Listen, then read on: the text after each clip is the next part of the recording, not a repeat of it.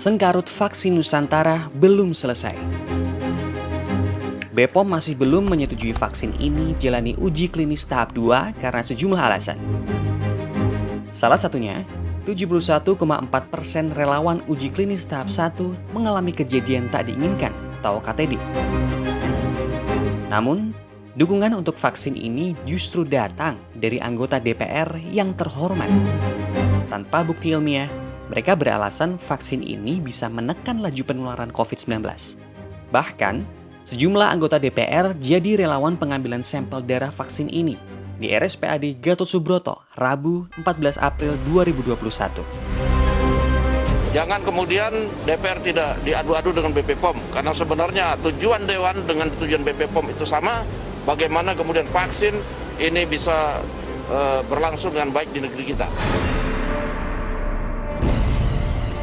Selama ini, vaksin Nusantara selalu digaungkan sebagai inovasi anak negeri.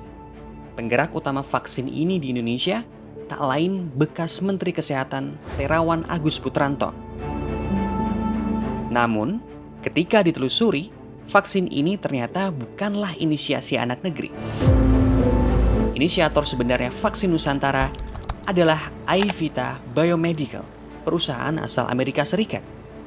Vaksin ini di sana bernama AV COVID-19.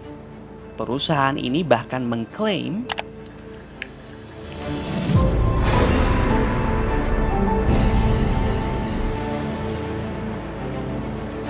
temuan ini tak sesuai dengan narasi vaksin anak bangsa yang terus digemakan mantan Menteri Terawan.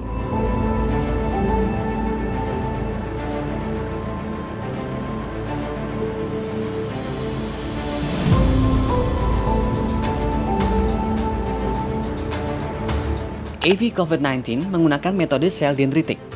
Sel dendritik adalah sel yang jadi bagian dari sistem imun tubuh. Metode sel dendritik biasa digunakan untuk penanganan kanker. Sel dendritik akan dipisahkan dan dipertemukan dengan antigen SARS-CoV-2.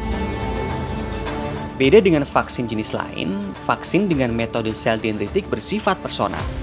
Setiap pasien akan mendapat suntikan vaksin yang berbeda dari orang lain. Ini jadi salah satu sebab mengapa pengembangan vaksin ini dikritik. Ia dianggap tak efisien dan terlalu mahal.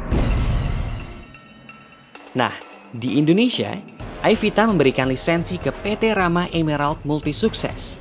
Perseroan ini kemudian bekerja sama dengan Kemenkes. Beberapa lembaga penelitian, rumah sakit, dan universitas digandeng jadi tim peneliti.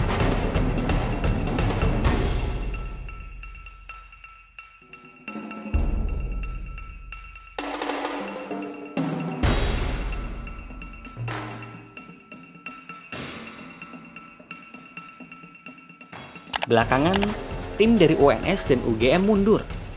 Nah, meski pemegang lisensi vaksin dari Amerika ini adalah perusahaan swasta, penelitian vaksin ini ternyata didanai duit negara.